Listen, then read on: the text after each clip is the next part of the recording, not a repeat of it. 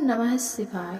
आज हम शिव महापुराण का श्री रुद्र संगीता का तृतीय खंड पढ़ने जाएंगे।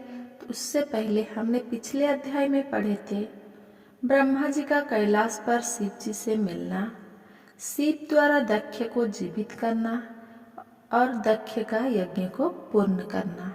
आज हम पढ़ेंगे श्री रुद्र संगीता का तृतीय खंड का पहला अध्याय, हिमालय विवाह। नारद जी ने पूछा, हे पितामह, अपने पिता दक्ष के यज्ञ में अपने शरीर का त्याग करने के बाद जगदम्बा सती देवी कैसे हिमालय की पुत्री के रूप में जन्मी? उन्होंने किस प्रकार महादेव जी को पुनः पति रूप में प्राप्त किया? हे प्रभु, मुझ पर कृपा कर मेरे इन प्रश्नों के उत्तर देकर मेरी जिज्ञासा शांत कीजिए। ब्रह्मा जी उत्तर देते हुए बोले, हे मुनि श्रेष्ठ नारद, उत्तर दिशा की ओर हिमवान नामक विशाल पर्वत है। ये पर्वत तेजस्वी और समृद्ध है तथा दो रूपों में प्रसिद्ध है, पहला स्थावर और दूसरा जंगम।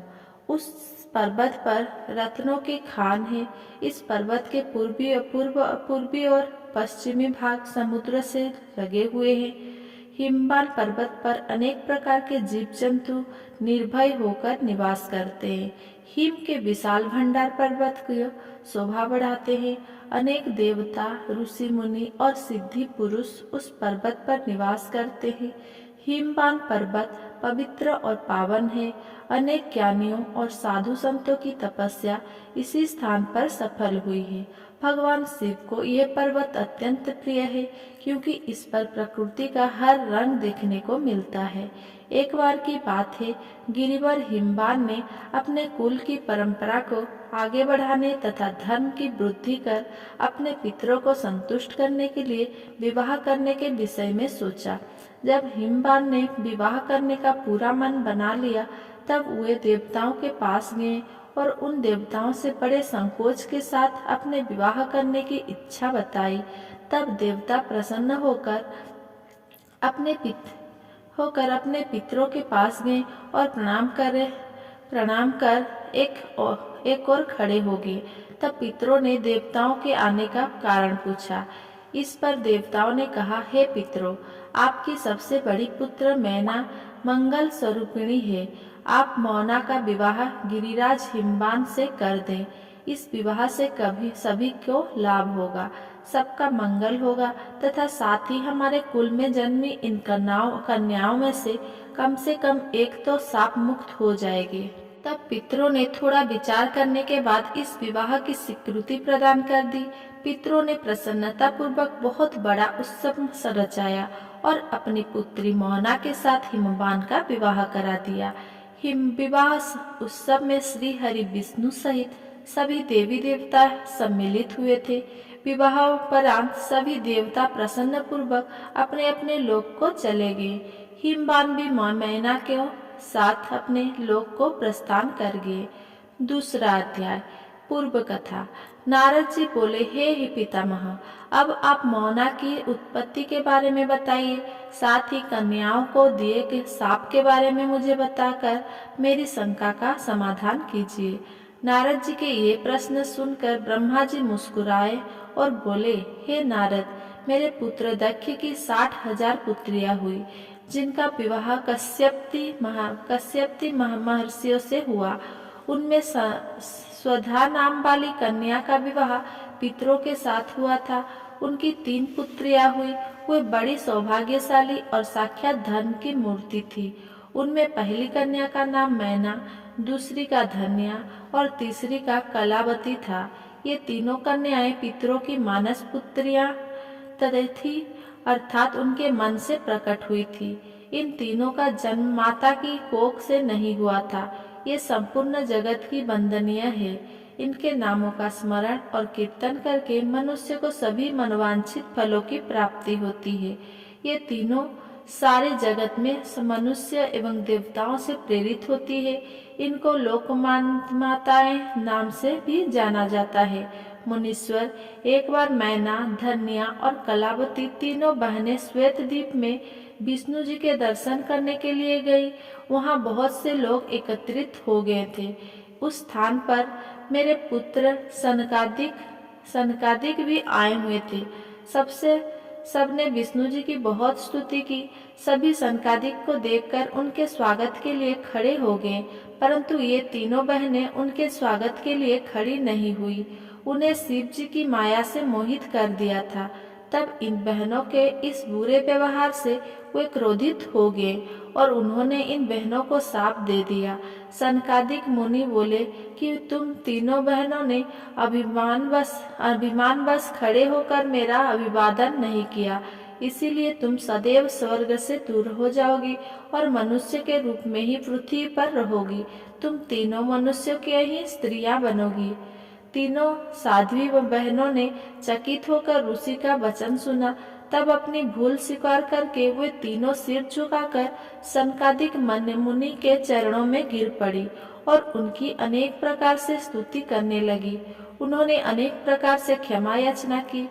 तीनों कन्याएं मुनिवर को प्रसन्न करने हेतु उनकी प्रार्थना करने लगी। वे बोली कि हम मूर्ख हैं जो हमने आपको प्रणाम नहीं किया।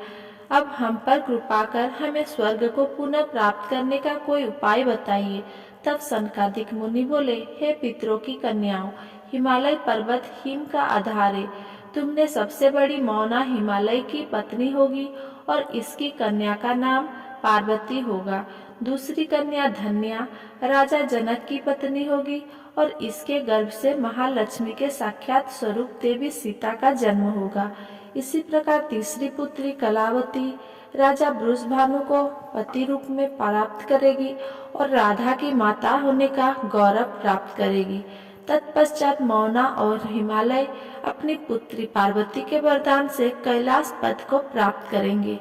धन्या और उनके पति राजा शीरध्वज जनक देवी सीता के पुण्य स्वरूप के कारण वैकुंठ धाम को प्राप्त करेंगे।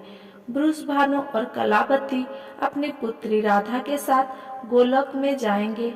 पुण्य कर्म करने वालों को निश्चय ही सुख की प्राप्ति होती है, इसीलिए सदैव सत्य मार्ग पर आगे बढ़ना चाहिए।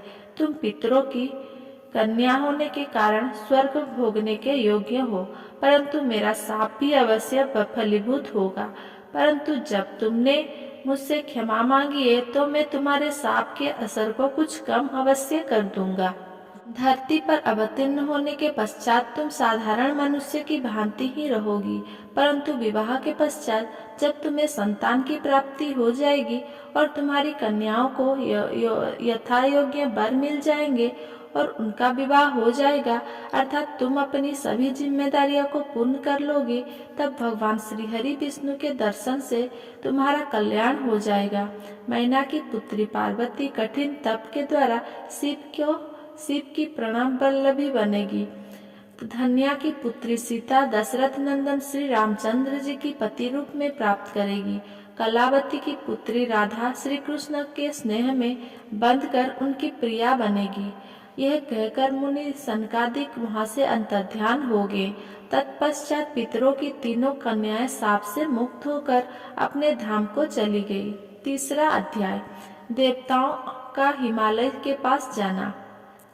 नारद जी बोले, हे ब्रह्मा जी, हे महामुने, अपने अपने श्रीमुख से मैना के पूर्व जन्म की कथा कही जो कि अद्भुत और अलौकिक थी।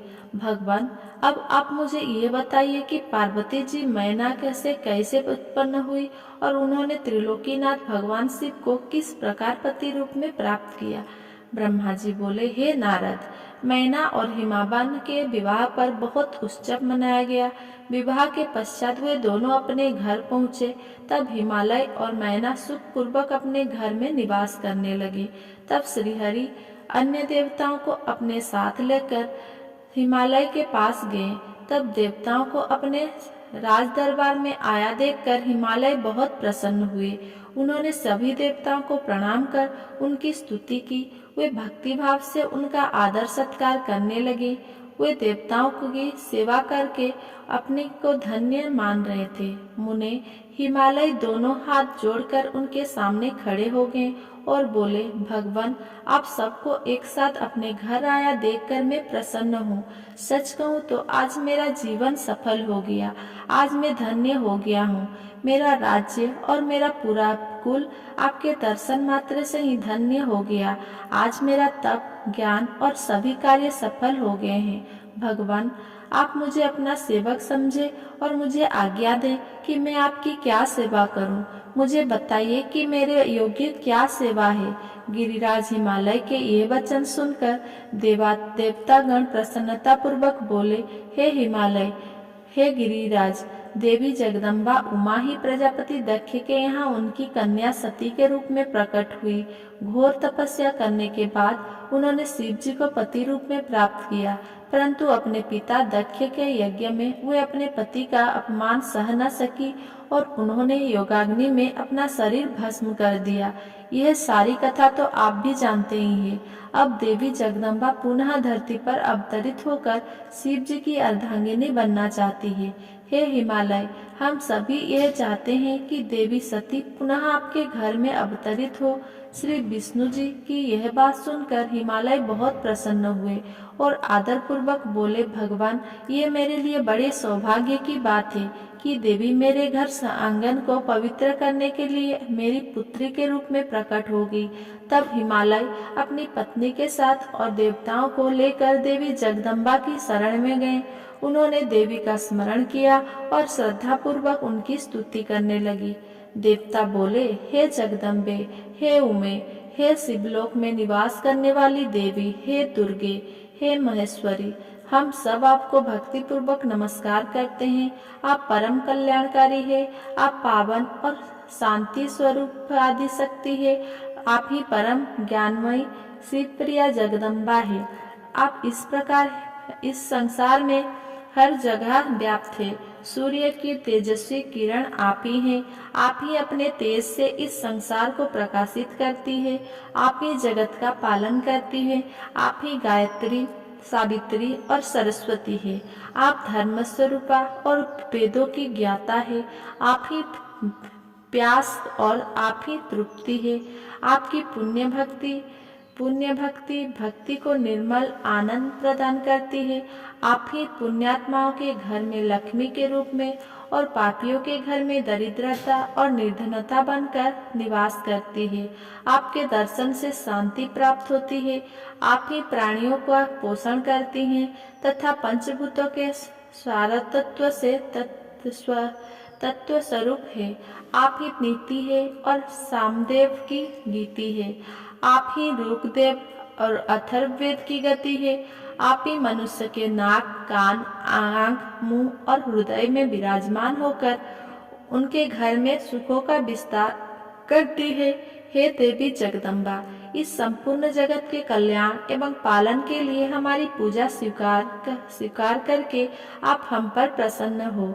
इस प्रकार जगत जननी सती साध्वी देवी जगदम्बा उमा की अनेकों बार स्तुति करके सभी देवता उनके साक्षात दर्शन के लिए दोनों हाथ जोड़कर खड़े हो गए। चौथा अध्याय, देवी जगदम्बा का दिव्य स्वरूप का दर्शन।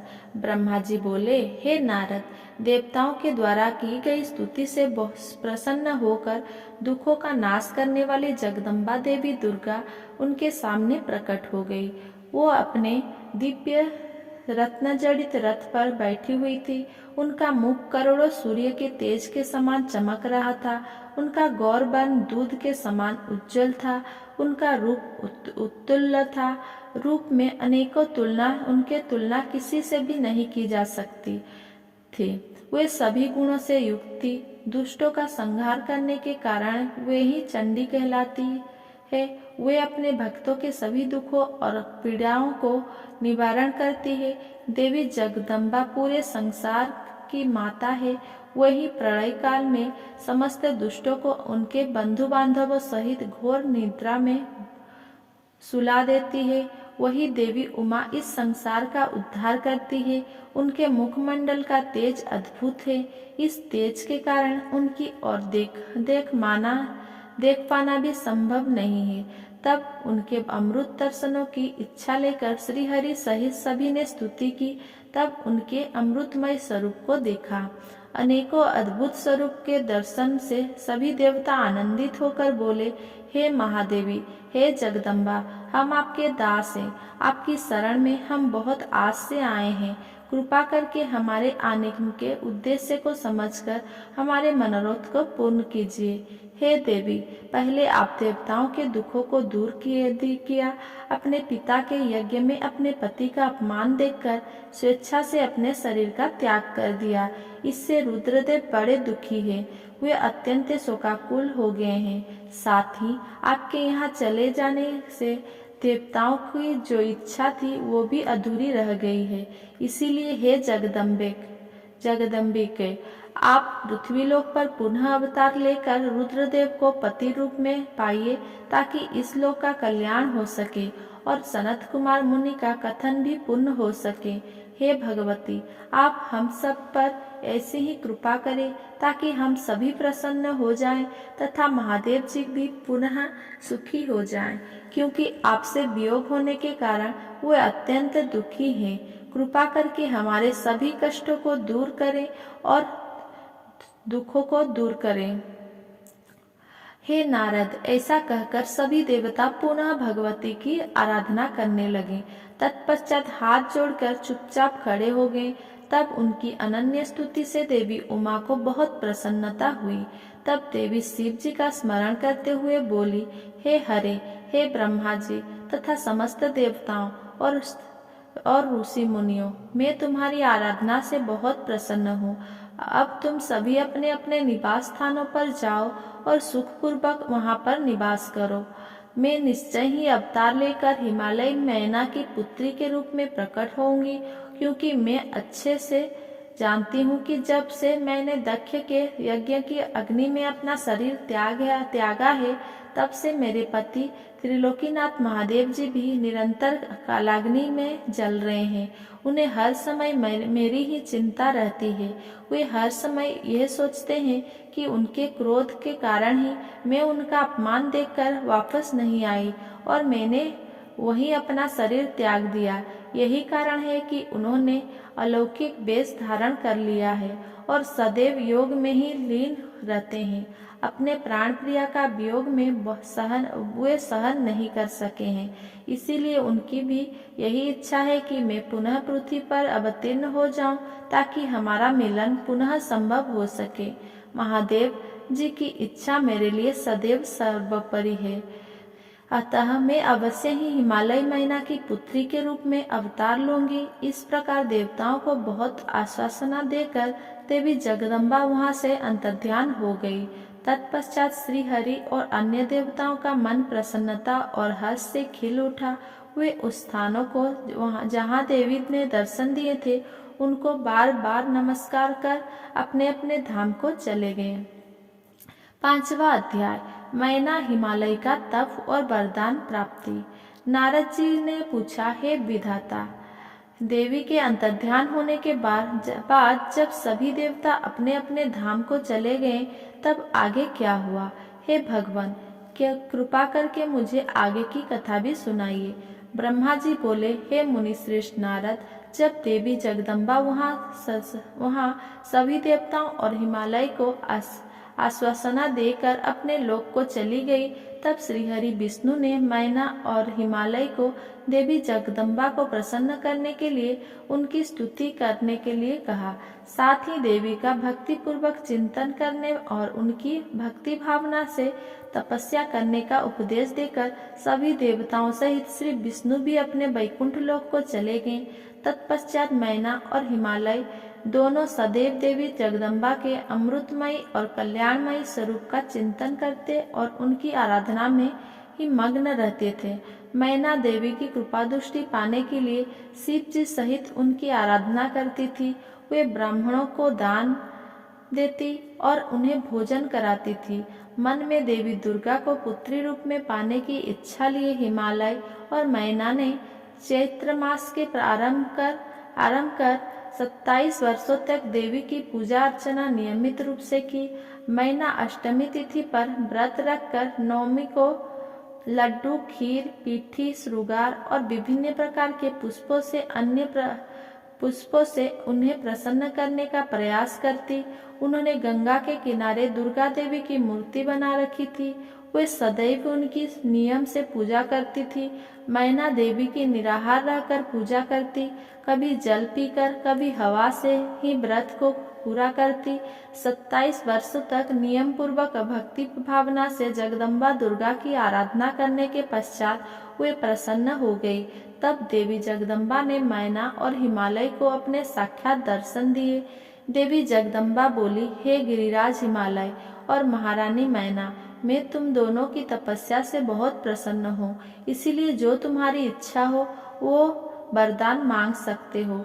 हे हिमालय प्रिया मैना, तुम्हारी तपस्या और व्रत से मुझे बड़ी प्रसन्नता हुई है, इसीलिए मैं तुम्हें मनवांछित फलों प्रदान करूंगी। सो जो इच्छा हो कहो। तब मैना देवी दुर्गा को भक्ति भावना से प्रणाम करके बोली, देवी जगदम्बे के आपके प्रत्यक्ष दर्शन करके मैं धन्य हो गई हूँ। हे देवी, मैं आपको स्वरूप को प्रणाम करती हूँ। हे माते, हम पर प्रसन्न होइए। मैना की वचनों को सुनकर देवी दुर्गा को बहुत संतोष हुआ और उन्होंने मैना को गले से लगा लिया। देवी के गले लगते ही मैना को ज्ञान की प्राप्ति हो गई। तब वे देवी जगदम्बा से कहने लगी, इस जगत को धारण करने वाली, लोक का पालन करने वाली तथा मनोवांछित फलों को देने वाली देवी, मैं आपको प्रणाम करती हूँ। आप ही इस जगत में आनंद का संचार करती है। आप ही माया है, आप ही जोग निद्रा है। आप अपने भक्तों के शोक और दुखों को दूर करती है। आप ही अपने भक्तों को अज्ञानता के अंधेरों से निकालकर उन्हें ज्ञान रूपी तेज प्रदान करती है। भला मैं तुच्छ स्त्री कैसे आपकी महिमा का वर्णन कर सकती हूँ। आप आकार रहित तथा अदृश्य है। आप शाश्वत शक्ति है। आप परम योगिनी है और इच्छानुसार नारी रूप में धरती पर अवतरित लेती है। आप ही पृथ्वी लोक पर चारों ओर फैली प्रकृति है। ब्रह्मा के स्वरूप को अपनी बस में करने वाली विद्या आप ही है। हे जगदम्बा माता, आप मुझ पर प्रसन्न होइए। आप ही यज्ञ में अग्नि के रूप में प्रज्वलित होती हैं। माता, आप ही सूर्य की किरणों को प्रकाश प्रदान करने वाली शक्ति हैं। चंद्रमा की शीतलता भी आप ही है। ऐसी महान और मंगलकारी देवी जगदम्बा का मैं स्तवन करती हूँ। माते, मैं आपकी वंदना करती हूँ। संपूर्ण जगत का पालन करने वाली और जगत का कल्याण करने वाली शक्ति भी आप ही है। आप ही श्रीहरि की माया है। हे दुर्गा माँ, आप ही इच्छानुसार रूप धारण करके इस संसार की रचना, पालन और संहार करती है। हे देवी, मैं आपको नमस्कार करती हूँ। कृपा करके हम पर प्रसन्न होइए। ब्रह्मा जी बोले, हे नारद, मैना द्वारा भक्ति भाव से की गई स्तुति को सुनकर देवी बोली कि मैना, तुम अपना मनोवांछित वर मांग लो। तुम्हारे द्वारा मांगी गई वस्तु मैं अवश्य प्रदान करूंगी। मेरे लिए कोई भी वस्तु अदेय नहीं है।